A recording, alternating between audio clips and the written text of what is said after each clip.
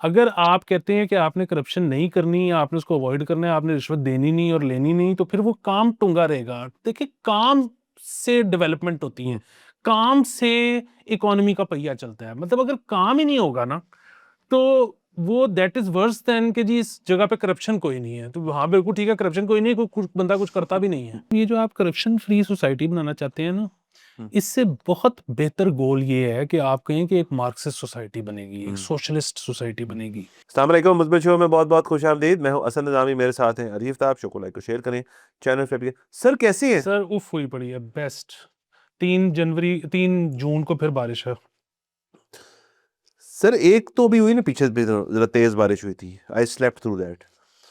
Sir मैं वैसे इस ईद का आपको अपना थोड़ा सा एक्सपीरियंस बताऊं, जो लास्ट एपिसोड में बताना भूल गया कि सर मैंने बड़ी देर बाद, आपने ही मुझे कहा था कि ऐसे हो नहीं पाएगा। अब सर मैंने एक दिन ऐसा था जब मैंने सिर्फ कलेक्टिवली तो नहीं किया एक स्ट्रेच में, लेकिन एक दफ़ा उठ के फिर वापस सो के, सर मैंने 10.5 आवर स्लीप की है सर। वाह। सर और मुझे मुझे कुछ नहीं हुआ। मतलब उसके बाद I actually felt more tired for some reason, कि ज़्यादा सोने से भी ये हो जाता है कि बंदा थक जाता है। तो कोई सर ये इसके अंदर वो जो मैंने लॉजिकली प्रूव कर दिए सर, फिजिकली अपने आप को स्पेसिमेन बना के, कि ये जो टाइमिंग है ना स्लीप वाली, ये सब नॉनसेंस है। जितनी चाहिए उतनी लो। पता नहीं सर, 10 साढ़े 10 घंटे तो कभी मुझे नसीब नहीं हुई, लेकिन मैं अगर 8 घंटे सो जाऊँ ना, तो मैं उसके बाद लगता है मैं आयरन मैन हूँ, मैं मर ही नहीं सकता। सर आपको अल्लाह करे हर रोज सर 8 आवर्स में दे आमीन। सर। अच्छा सर, आगे चलते हैं सर। अ, सर ये खबर कर लेते हैं पहले कि जो, हाँ सर, पंजाब गवर्नमेंट ने सर कहा है जो स्कूल जो बंद हुए हैं उनको 1 माह के लिए समर कैंप्स लगाने की इजाज़त है। तो सर ये अच्छी बात है सर। इसका मतलब है कि ये जो एग्जिस्टिंग उनकी स्टूडेंट्स हैं और पेरेंट्स, ज़ाहिर पेरेंट्स की तो समर वेकेशन नहीं होती ना, वो तो नौकरियों पे जाते हैं, बच्चे घर पे रहना शुरू कर देते हैं। तो समर कैंप उसकी एक अच्छी चीज़ है। मसला सिर्फ ये है कि उसके एक्स्ट्रा पैसे होते हैं। तो इसका कोई होना चाहिए तोड़ के, आप जो फीस दे चुके हैं उसी के अंदर, क्योंकि देखिए आप तो फीस दे चुके हैं, छुट्टियों की भी फीस आप दे चुके हैं, तो समर कैंप तो उसके अंदर एक इंक्लूड होना चाहिए उस पैकेज के अंदर। मैं ये मानता सर पंजाब हुकूमत ने यही कहा है। हूँ। उन्होंने प्राइवेट स्कूल ने कहा कि हमें समर कैंप लगाने की इजाज़त दें। पिछली दफ़ा आपको याद है, पंजाब हुकूमत ने कहा था कि इजाज़त नहीं है। तो इस दफ़ा प्राइवेट स्कूलों ने कहा कि आप हमें इजाज़त दें। हुकूमत ने कहा ठीक है, 1 महीना इजाज़त है, लेकिन आप एक्स्ट्रा फीस नहीं ले वाह सकते। वाह वाह। तो सर असल में बात तो पता इसका है क्या मतलब है? नहीं लग रहे समर कैंप्स। बात ये है कि वैसे तो खैर हो सकता है कि समर कैंप लग भी जाएँ। देखिए प्राइवेट स्कूल्स जो है ना, हम्म उन पे बहरहाल ये प्रेशर तो होता है कि जी उन्होंने अपना करिकुलम जो है वो ख़त्म करवाना है साल में, क्योंकि वो भारी फीसें ले रहे हैं माँ-बाप से। तो उनकी ज़िम्मेदारी है, उनको उन्होंने दिखाना भी होता है एंड में कि हमारे बच्चों के इतने नंबर आए, वरना क्यों कोई स्कूल में डालेगा। और अब आपको पता है, मतलब जितनी मर्ज़ी दुआएँ माँग लें, स्मॉग चलें हम्म ज़्यादा बंद नहीं कराएगी, कुछ तो बंद कराएगी दिन, ठीक है? और भी मसले मसाइल होते रहते हैं। ईरान जंग भी अभी ख़त्म तो नहीं हुई, हो सकता है फिर फ्यूल की वज़ह से वो कहें कि जी आपका मसला है। तो स्कूल्स जो है ना, वो उनको वो शायद करवा दें समर कैंप। दूसरी चीज़ ये है कि अब अगर प्राइवेट स्कूल एक्स्ट्रा फीस ले भी ऐंठ लेते हैं माँ-बाप से, अब जो सवाल है ना कि क्या हुकूमत को उसमें इंटरवीन करने की इजाज़त है या नहीं है? हुकूमत को रेगुलेटरी अथॉरिटी है, नहीं है? देखिए बात ये है कि एक 2 प्राइवेट एंटिटीज़ के दरमियान मुआहदा है। वो एक प्राइवेट स्कूल है और एक बाप जो है वो प्राइवेट कैपेसिटी में पैसे दे रहा हूँ। पैसे दे रहा है उनको। तो उनकी जो भी अंडरस्टैंडिंग है, वो अब मतलब देखिए ना, बात तो वही है कि या तो हुकूमत जो है ना, मतलब इंग्लैंड अमेरिका वाला माहौल हो कि बेहतरीन सरकारी स्कूल जो है वो दिए हुए हैं। लेकिन आप प्राइवेट भेजना चाहते हैं। हाँ, इधर तो मतलब एक किस्म से इस्तिस्ना ले लिया हुआ है ना हुकूमत ने एजुकेशन से कि यार आपस में देख लो क्या करना है, हम तो है नहीं है।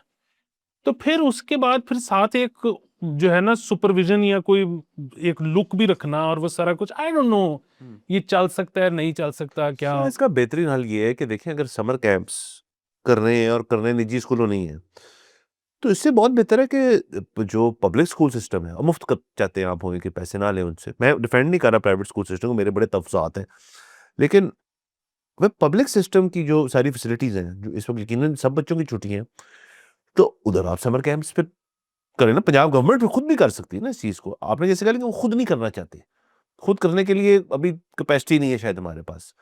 तो सर जब खुद से समर कैंप्स गवर्नमेंट कर लेगी तो फिर घबराने की जरूरत ही नहीं होगी। असल तो बात आपने जो कर दी ना कि जी अगर फीस नहीं एक्स्ट्रा मिलेगी तो फिर वो करेंगे भी नहीं। सो बेसिकली कोशिश पंजाब हुकूमत की तो शायद यही हो, या किसी भी हुकूमत की, कि ये हो ही ना। उसकी वजह ये, क्योंकि हम नहीं कर सकते तो फिर प्राइवेट वाले भी ना करें। यहाँ पे एसएनसी भी क्या था, एसएनसी ये था कि जी हम नहीं अपना बेहतर कर तो सकते, सबका एक जैसा कर। तो आप जो बेहतर कर रहा है ना वो भी डाउनग्रेड होके हमारे लेवल पे आ जाए। तो ये इधर ये है भी एजुकेशन और बाकी से देखें, जो ऑस्टेरिटी के भी है उसके अंदर वो भी काम इनका निकल जाता है। मतलब अगर समर कैंप लगा दी, जाहिर उतने लोग तो नहीं जाएंगे समर कैंप में, लेकिन कुछ तो लोग जाएंगे ना जो भी नई गाड़ी निकाल रहे बाहर, तो वो भी एक सेफ्टी के में बचत है गवर्नमेंट के लिए। और लास्टली इसके अंदर सर वो बाय द टाइमिंग शाइमिंग वापस हो गई। वो 8 PM markets close and 10-20 restaurants closed and gyms को उन्होंने वही 10 बजे तक रखा है।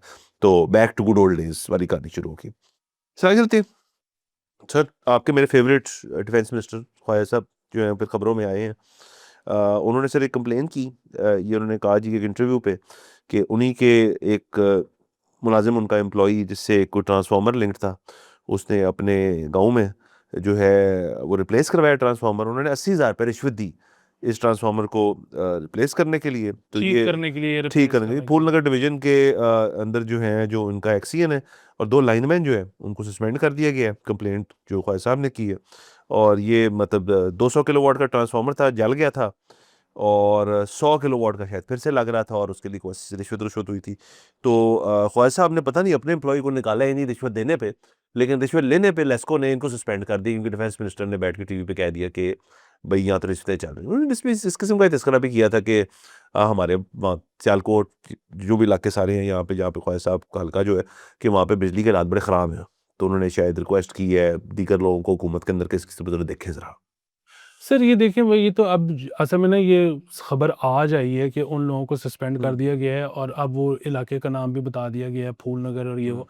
तो अब ज़रा कंफर्मेशन हो गई है। मैं तो असल में ना कल जब ख्वाजा साहब ने ये कहा तो मेरे ज़हन ने तो एक और स्टोरी बनाई।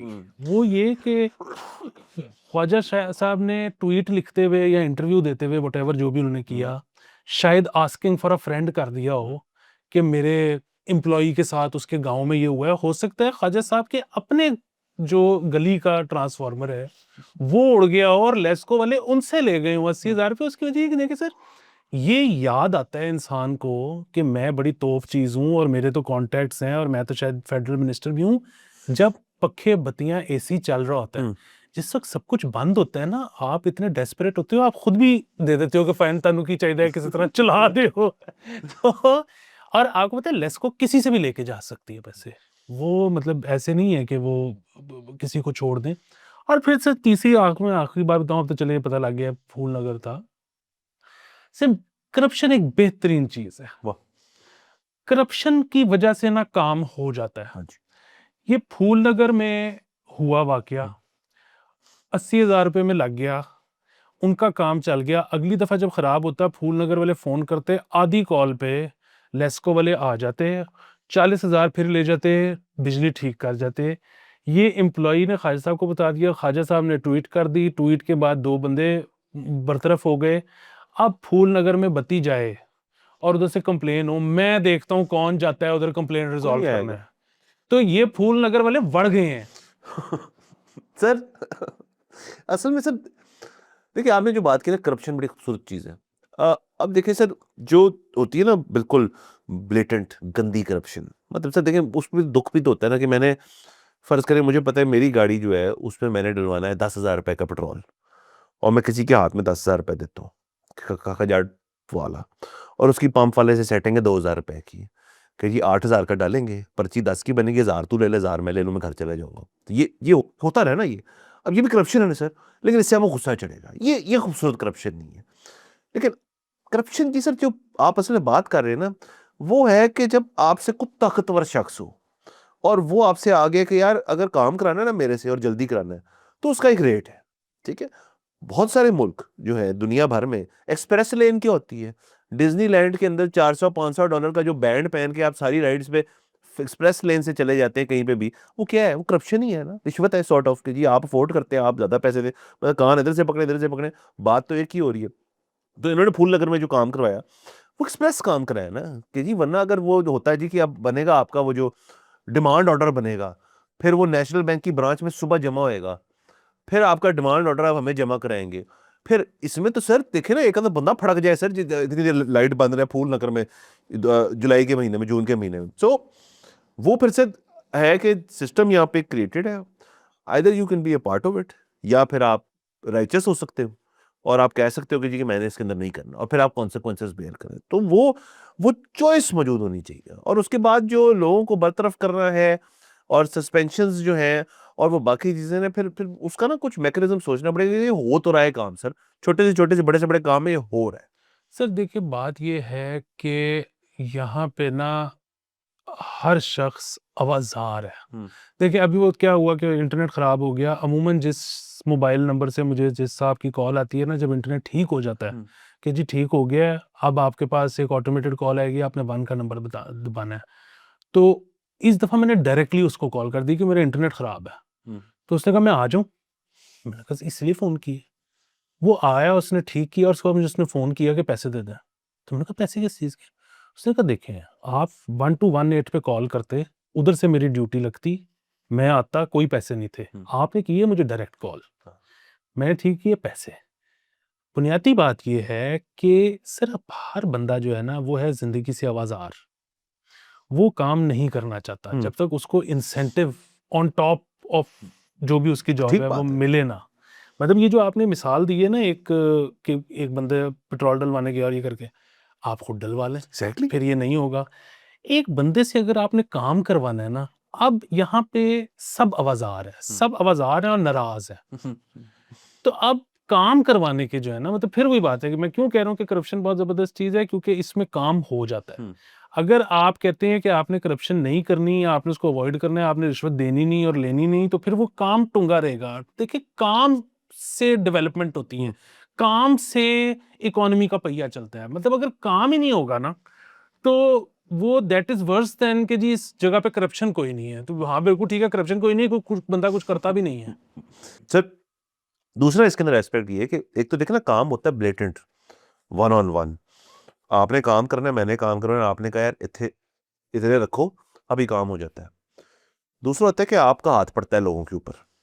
उस कैटेगरी सिचुएशन में आप फोन करते हैं किसी को, किसी डैड के फ्रेंड को, वो फिर आगे फोन करता है कि यार ये मेरा दोस्त है, जाके साहब पहले प्रायोरिटी पे काम करते।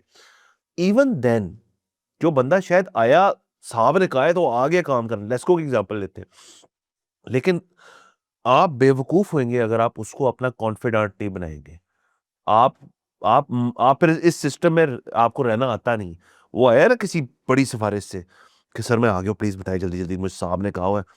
उसको आप पहले चाय शाय पिलाएं, उसके बाद काम हो, फिर उसको इनाम दें। सर लफ्ज इनाम जो है ना, वो फिर ना वो सारी जो अनकंफर्टेबल कॉन्वर्सेशन है, जो रिश्वत की कॉनोटेशन है, रिश्वत बुरी चीज है, लेकिन उसके बाद आप कहें यार ये इनाम थोड़ा आपका, आप आए ऑल द वे मेरा काम करने, बहुत शुक्रिया, इनाम, और अपना नंबर भी दे दें मुझे जरा, ताकि नेक्स्ट टाइम मुझे उनको ना कहना पड़े, आप और मैं आपस। तो सर जिस तरह काम भी हो गया और आपका कांटेक्ट भी बन गया, अच्छा ये तरीका है। सर उसकी वजह ये है कि आपने उसको इनाम दिया, वो इनाम के जो भी फिगर थी ना, वो अमाउंट जो थी वो बहुत छोटी थी, हाँ और आपका कॉन्ट्रैक्ट बन गया, और अब उसके बाद वो रेट तय पा गया कि अब से तुम आया करोगे और इतने पैसे लिया करोगे, क्योंकि वो जो बड़ा कॉन्ट्रैक्ट था ना, वो चाहे डैड का था चाहे आपका अपना था।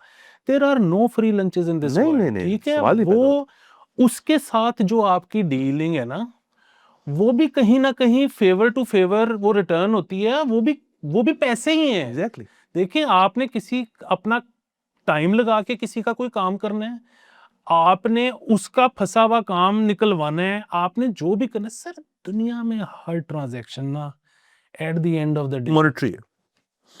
हाँ सर, और देखिए ये जो लफ्ज इस्तेमाल हुए कि जी ये तो आपका इनाम होता ही है, इस दफा आपने इतने जबरदस्त काम किया कि थोड़ी सी टिप भी इसके ऊपर है, तो आपने किया क्या सर?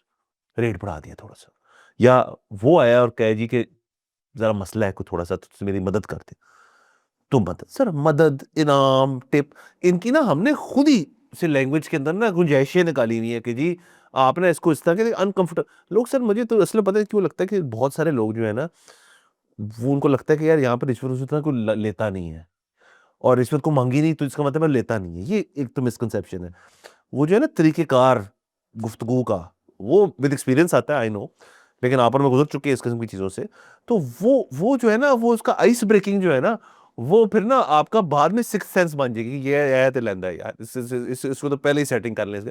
वो जो पहले कुछ देर आपका होता है ना कि नहीं, आप डरते हैं इस चीज़ से कि यार ये ना हो कि वो जैसे फिल्मों में होता है कि मैं अफसर जो आपको लगता है मैं करप्शन करता हूँ, ये वो थोड़ी देर बाद देखे इसके तो बात सुननी। तो ये जब होगा ना, ये आइस ब्रेकिंग जब आपके साथ होएगी, जो भी देख रहा है शो, नहीं हुई अभी तक, ये बड़ा ज़रूरी है ये होना आपके साथ, क्योंकि आपको ना ज़िंदगी के अंदर फिर अपने काम करवाने का तरीका आएगा। तो कुछ सही, इसीलिए हम देखिए अंग्रेज हमसे आगे क्यों हैं? उन्होंने अब वो ब्राइब का लफ्ज़ इस्तेमाल नहीं करते। वो ये किकबैक, हाँ, उन्होंने हर चीज़ का ना एक अच्छा लफ्ज़ बना दिए। और फिर वही बात मैं पहले भी मैंने की थी कि देखिए मतलब ये जो आप करप्शन फ्री सोसाइटी बनाना चाहते हैं ना, हुँ। इससे बहुत बेहतर गोल ये है कि आप कहें कि एक मार्क्सिस्ट सोसाइटी बनेगी, एक हुँ। सोशलिस्ट सोसाइटी बनेगी। वो तो करके देख लिया, उसको खुद नहीं, ज़्यादा मज़ा नहीं आया लोगों को। उसके अलावा फिर गोल बड़ा रखें। हाँ। ये जो है ना कि करप्शन फ्री सोसाइटी, मतलब अगर वो इंसानी जिबिल्लत में नहीं है ना, तो ये भी नहीं है। नहीं है। तो अगर आपने एक गैर जिबिल्ली काम ही करना है, तो फिर आप बड़ा करें, हाँ। Am big. हाँ, एम बिग। अच्छा देखिए, मैं तो इस तरह से कहता हूँ कि और ये मैंने ना फिज़िकली इसकी तस्वीरें देखी हैं दुबई जैसे मुल्क में, यूएई, सऊदी अरब में, कि आप अगर उनकी कुछ एम्बसीज़ जो हैं, वहाँ पे अगर आप जाएँ, तो वहाँ पे एक सेपरेट एरिया है, जिधर आप अपना वीज़ा प्रोसेसिंग जल्दी करवा सकते हैं। वन ऑन वन करवा सकते हैं। तो इंग्लैंड, इंग्लैंड नहीं, मैं तो सऊदी अरब को तो एक और वजह से कह रहा हूँ ना कि अगर तो ये गलत है सारा मामला। मतलब वही ना सर, पैकेजिंग की बात है। अब मतलब मैं नहीं जानना चाहता डेप्थ के अंदर ऑफ इस्लामिक बैंकिंग और वो सारा कुछ जो है, जो उसके अंदर क्या डिफरेंसेस है कन्वेंशनल बैंक से। बट एक मतलब प्रोडक्ट्स जो है वो मोर और लेस, बैंकिंग प्रोडक्ट्स तो दुनिया के अंदर नहीं एडवांस है ना, इस्लामिक बैंकिंग प्रोडक्ट बिल्कुल डिफरेंट है। बहुत लोग जो है वो प्रेफर करते हैं Islamic bank, absolutely fine.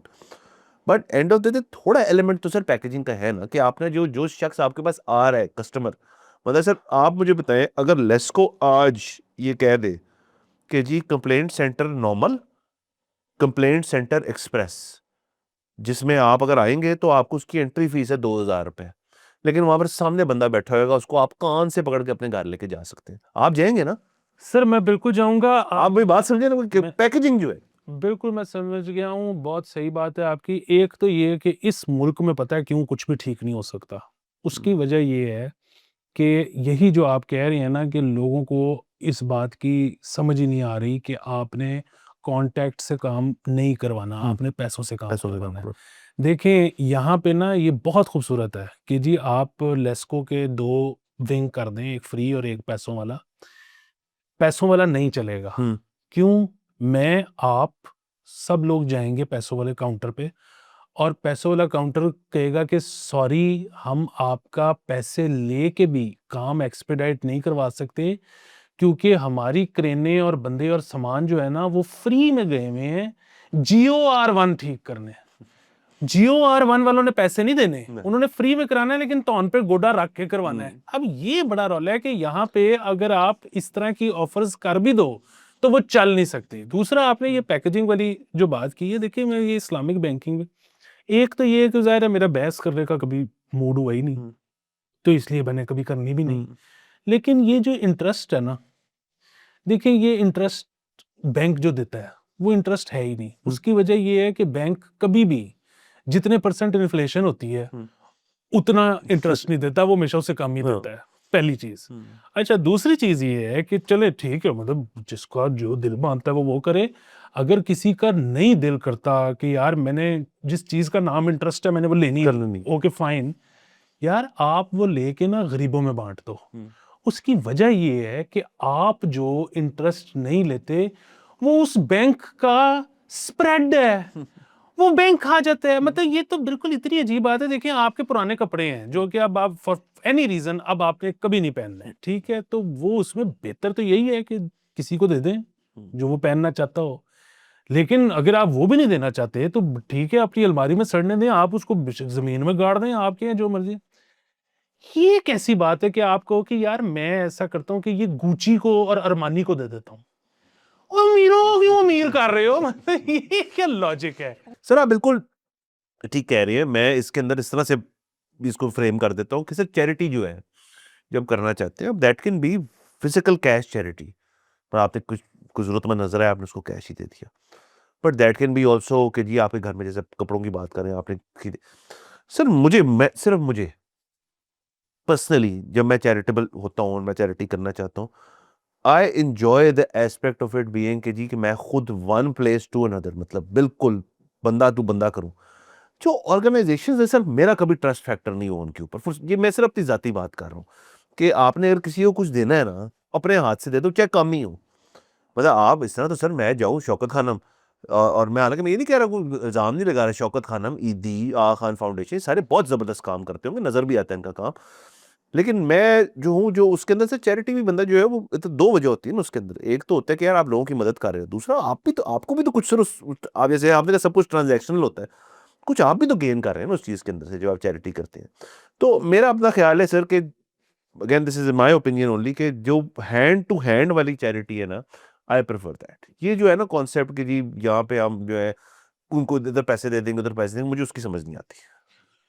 Sir बस इसमें तो दोनों चीज़ें हैं। अब देखें, बात ये है कि वो बिल्कुल आपकी बात ठीक है कि जो हैंड टू हैंड है उसकी जो है वो ग्रेटिफिकेशन शायद ज़्यादा हुँ, होगी। आप शायद फौरी तौर पे अपने सामने अपने पैसों या चीज़ों से किसी को फ़ायदा उठाते देखते हैं हुँ, तो खुशी भी मिलेगी, उनके साथ ताल्लुक रवाबित भी अच्छे होंगे, वो सारा कुछ एक तरफ है, इसमें कोई शक नहीं। लेकिन दूसरी तरफ चीज़ ये है कि कुछ ऐसी चीज़ें हैं जो कि हो ही सिर्फ इंस्टीट्यूशनलाइज हुए बगैर हो ही नहीं सकती। हुँ, मसलन वही वाली बात है ना कि आप बहुत बड़े-बड़े अस्पताल, हुँ, चैरिटेबल अस्पताल, वो ऑपरेशन ही नहीं कर सकते। हुँ, फिर वो ये है ना कि आप पर्टिकुलरली पर्सनली एक-एक बंदे का इलाज कहाँ से करवाएँगे? हुँ। तो वो ये दोनों चीज़ें ही मेरे ख़्याल में हैंड टू हैंड चलती हैं। कभी आप वो करते हो, कभी आप ये करते हो, हाँ, दोनों मतलब मैं कह रहा जो आप बैंकिंग वाली बात कर रहे थे, अब वो वैसे तो ख़ैर और नहीं, कॉन्टेक्स्ट नहीं, में। म जो है स्प्रेड जो है वो चैरिटी में दे दें। तो मैं तो कह रहा हूँ मेरी चैरिटी का कॉन्सेप्ट ही बड़ा है। वो एक बंदा जो है उसने सिर्फ 70-80 करोड़ रुपए रखा हुआ है बैंक के अंदर, लेकिन वो कहता है यार इसका इंटरेस्ट जो है ना उसको मैंने चैरिटेबल कर देना है। सो वो फिर वेरिएशंस हैं उसके इर्द-गिर्द। तो वो कॉम्प्लेक्सिटीज़ हैं। सर एक और खबर कर लेते हैं बिल्कुल। सर, वो सर हम कर लेते हैं ये वाली कि वाह वाह सर, शुगर मिल से चीनी बरामद करने की इजाज़त मांग ली सर। वो कह रहे हैं सर कि एक्सपोर्ट करने की इजाज़त दीजिए इनको। Very nice. ये सर ये सही इस साल की खबर है सर, क्योंकि ये तो पहले भी मैं पढ़ चुका हूँ इस किस्म की खबर सर। सर ये हर साल की तो कोई साल ऐसा गुजरा ही नहीं जिसमें ये खबर ना आई हो। और अभी फिर उन्होंने कहा चीनी इतनी ज्यादा हो गई है कि हमारे वेयर हाउसेस में खराब हो जाएगी, इसको हमें। दरवाजों से बाहर आ रही है, तो इसको एक्सपोर्ट करने दिया जाए। तो सर जो और अभी अभी 6 महीने बाद जो खबर आनी है वो आपको बता दूं, चीनी कम हो गई चीनी सर। कम होगी, हमें इंपोर्ट करने दें। सर आपको ये लोग ब्रेकिंग करते हैं कि सबसे पहले ये खबर मुझे पता लगी। सर मैं आपको 6 महीने बाद की खबर आज दे रहा हूँ। तो ये क्या बात, इसके लिए कोई नया लफ्ज इजाद करें। वाह सर। सर देखिए, ये हमने बात तो बहुत तफसीली कर चुके हैं उनके, और ये हमें छोटी सी प्रिडिक्शन ही थी हमारी कि अब वो एक्सपोर्ट की डिमांड कर लेंगे कि, लेकिन सर हमने कितने कितने टन कितने बिलियन डॉलर की इंपोर्ट की है अभी रिसेंटली, की है ना वो बस तो। 7 साल ही करते तो हैं। ठीक है ना सर। तो मुझे सर उस दिन किसी ने मेरी बात है, हालांकि मैं उससे डिसएग्री करता हूँ, लेकिन सर वो बंदा ना बात तो ठीक कर रहा था। उससे यही बात हो रही थी कि गंदम जो है वो, गन्ना जो है वो खा गया कपास को वाली बात हो रही थी। वो खुद भी कपास का काम ही करता था। वो कहता है यार चीनी जो है ना, आप जितनी मैथ्स मेरे साथ बैठ के कर लो, जितनी मैथ्स करनी है। वो कहता है तुम बंदे ले आओ यहाँ पे शुगर मिलों के, मैं अकेला मैं मैथमेटिकली प्रूव करता हूँ कि इस मुल्क के अंदर चीनी प्रोडक्शन प्रोड्यूस करना, गन्ना उगा के चीनी प्रोड्यूस करना महंगा है। वो कहता है इंपोर्ट करो सारी। कहता है जितनी डोमेस्टिक डिमांड है ना, और उसके ऊपर को 2 सूत्र और ऊपर रख के हर साल इंपोर्ट कर लो। कहता है वो सस्ती पड़ेगी आपको। And he saying I can prove it with maths. तो सर अब मैंने उससे नहीं बैठ के, वो कहीं और बैठे हुए थे, मैथ्स नहीं करवाई उससे। वो जिस कॉन्फिडेंस से आया बंदा कि यार यहाँ पे तो सेंस ही नहीं बनती, ये बनाने की सेंस नहीं बनती चीनियाँ। हाँ, नहीं सर ये बात टेक्निकली ठीक है। असल में बात फिर वही है कि वो ज़ाहिर है ब्राज़ील शराज़ील में जो है वो ना उनको पानी का मसला है ना दूसरी चीज़ों का मसला है, तो उधर से मंगवाना जो है वो आपके हमेशा आपको सस्ता पड़ेगा। बट बात यही है ना कि वो तो फिर गंदम भी अब जिस तरह पिछले 2-3 साल में हमने देखा है कि मंगवाना जो था वो ज़्यादा सस्ता था बजाए कि खुद हुँ, उगा के खरीदना। लेकिन प्रॉब्लम ये है कि अगर किसी साल इंटरनेशनली को ख़राब आ जाता है किसी वजह से क्लाइमेट या कुछ और या जंग की वजह से चीज़ें महंगी हो जाती हैं, तो फिर आप क्या अपना हाथ में लेके बैठे रहोगे? क्योंकि अब आप खरीद ही नहीं सकते, कोई फैमिन आ जाता है, फिर क्या करोगे? तो एक तो वो मसला है। दूसरा ये है कि सारा कुछ ही अगर इंपोर्ट करना है तो फिर क्या एक्सपोर्ट करना है, मतलब या खुद क्या बनाना है? फिर तीसरी चीज़ ये है कि इंपोर्ट बिल, मतलब ये तो बात बिल्कुल ठीक है कि आपको चाहे 100 रुपए के बजाय 85 रुपए की पड़ जाएगी, लेकिन ये 100 रुपया आपने रुपयों में देना था, वो सर 85 रुपए आपने मैं डॉलर तो में ये देने। कह ही नहीं रहा सर, मैं तो ये कह ही नहीं रहा। मैं तो कह रहा हूँ एक और चीज़ कि तमाम की तमाम जो है वो आप एक्सपोर्ट करें, सॉरी इंपोर्ट करें, जो चीनी है, और तमाम की तमाम जो डोमेस्टिक यूजेज है ना आपकी, उसको आप इंपोर्ट करें। और जितनी आपकी जो बन रही है ना यहाँ पे सर चीनी और जो आपकी गंदम है, वो सारी की सारी जो है आप एक्सपोर्ट कर रहे थे इनको। मैं तो कह रहा हूँ सेपरेट कर दे कि जी फूड सिक्योरिटी जो है हमारी हुकूमत का काम है ना, हमारे काश्तकार को तो नहीं करने दे रहे ना वो, क्योंकि वो तो सपोर्ट प्राइस खेलते रहते हो। फिर फूड हमने सिक्योर इस तरह से कर दिए कि पत्ती, आपकी दालें, आपकी चीनी, आपकी गंदम, आपका जो जो यहाँ उगता भी है, कतई नजर इस चीज से भाई इतनी डोमेस्टिक डिमांड हमें एक इदारा है उसने बता दी कि इतनी चाहिए इस साल, इतने वहां में इतनी लगती है, लो जी मंगाओ सारी। अच्छा आप जो यहाँ बना रहे हैं उनको बनाने दें फ्री मार्केट कि जी बनाओ जितनी लगानी है लगाओ, शुगर मिले डिसेंट्रलाइज जो भी कर दें, गंदम जहाँ लगती है लगाओ, अपने अपने घर के लॉन में लगा लो गंदम, मेरी तरफ से लगाओ, कटाओ काटो, खुद ही जाओ, खुद ही क्लाइंट ढूंढो, एक्सपोर्ट कर दो सारी। सर सेपरेट कर दे सारी चीज को, मैं तो ये कह रहा हूँ। सर वो उसमें भी बड़े रौले हैं। उसमें रौले ये हैं कि एक तो ये है कि वही वाली बात है, घर के लॉन वाला या घर के लॉन वाला कि आप कह लें 4 एकड़ वाला भी, वो कैसे ढूंढेगा इंटरनेशनल बायर? फिर ये है कि ये जो पेरिशेबल आइटम होती है इसके और बड़े रौले होते हैं, इसकी क्वालिटी, इसका कि पहुंच, मतलब इधर से आपने तूड़ी भेजी है, वो तूड़ी उधर पहुंच के कंटेनर खुला है तो थोड़ी सी बीच में पीली निकल आई है, उन्होंने पूरा का पूरा कंटेनर वापस भेज देना है।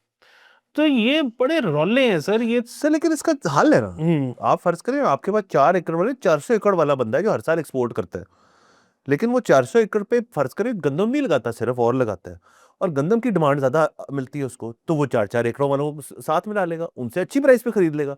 प्राइवेट सेक्टर में आ गया ना सारा कुछ सर। मैं इस तरह से मैं कह रहा हूँ मैकेनिज्म तो बन सकता है इसका। सिर्फ इसमें आप ये देख लेना कि ये तो LNG है, आप नेट इंपोर्टर ही है ना, आपको पता है ना हमेशा से कि आपकी रिक्वायरमेंट कितनी है। आज तक कोई ये बन सकी है जो आप कह रही हैं? मसला हो जाता होता है सर। तो आप कह रही है कि गंदम करो तो चीन सही, तो बड़ा रौला बन जाए। सर मैं तो सिर्फ कह रहा हूँ कि यार जो अगर देखिए सर इवेंचुअली इसका मकसद क्या है में कि जो चीनी बना रहा है, जो गंदम उगा रहा है, जो पत्ती उगा रहा है, जो भी कर रहे हैं, इवेंचुअली उनको एक चीज रियलाइज हो कि यार ये काम ही ठीक नहीं है। ऐसे गाने चीजें ना कुछ और करिए उन जाके। सर मैं ये अल्टीमेट इक्विलिब्रियम जो है इसको इसकी खोज में हूँ सर, इसकी तलाश में हूँ। सर यहाँ पे ना बेसिक इसकी सारा मसला हल होगा जब 2 गोलियां आएंगी, एक गोली जो खा के आपका पेट भर जाए और दूसरी गोली जो आप खाओ तो आपको मजा आए, लुत्फ। ठीक है, तो बेसिकली जब आप ये अनाज के मसले से निकलोगे ना तो फिर ये चीजें ठीक सर मेरे ख्याल में जो मंजारो की जो सर 8वीं या 10वीं वेरिएशन है जो भी इसे कहते हैं, वो इसी तरफ जा रही है सर कि दिन की आपने 3 गोलियां खानी है हर एक एक वक्त पे और आपका पेट भरा हुआ है। बाकी आपने स्टेक खानी है तो आप खा लें जाके, रात की गोली ना खा जाके आप स्टेक खा लें जाके। सर ये दुनिया इस तरफ जा रही है, इसका मतलब वाह दुनिया सर साइंस साइंस ही अब आगे। सर वो आपने जिक्र man is the science. Sir आपको खुशखबरी दूं सर बहुत बड़ी सर, ये मैंने उस दिन पढ़ा है कहीं पे, मैंने इसको वेरीफाई किया कि झूठ है सर। कोई आई ड्रॉप्स जो है वो बनाए गए हैं, बन गए हैं, अप्रूव हो चुके हैं तकरीबन, जिनसे आपकी विजन बहुत बेहतर हो जाती है, और वो करीब की नजर ठीक कर 2036 में नहीं आ रहे हैं, वो इस साल आ रही हैं, 2000 end of this year. Sir medical sciences के अंदर से तो बड़ी फैसिनेटिंग चीजें होना शुरू हो गई हैं, कमाल ही हो गया। आर्टिफिशियल कॉर्निया बना लिया उन्होंने। आर्टिफिशियल कॉर्निया बना ली उन्होंने। कहते हैं ब्रेस्ट कैंसर नुमा डिजीजेज जो हैं इन द नेक्स्ट 1 डेकेड उसकी गोली बन जाएगी। सर वो तो बात ही हो रही है कि कार्डियोवैस्कुलर डिजीजेस, मतलब वो 3 वो क्या होता है डिजीज वेक्टर, वो अभी वो याद आ जाएगा, वो हार्ट के मतलब जो आपकी नालियां शालियां बंद हो जाती हैं तो वो mRNA वैक्सीन्स मतलब mRNA के थ्रू वो थोड़ा सा आपका चेंज करेंगे हम्म, और और वो वो बस खत्म हो खत्म। जाएगी, इन्वेसिव भी नहीं होगा वो। हाँ तो सर ये क्लास से तो ठीक है, लेकिन सर एक क्लास से ये भी है कि कम सब जो लॉन्जेविटी वाले मामला जो है वो होने लगे हैं। लॉन्जेविटी वाले मामलात होने लगे हैं, और फिर लेकिन लॉन्जेविटी वाले मामलात के साथ फिर दूसरी चीज़ खुल जाती है, अल्जाइमर्स, डिमेंशिया।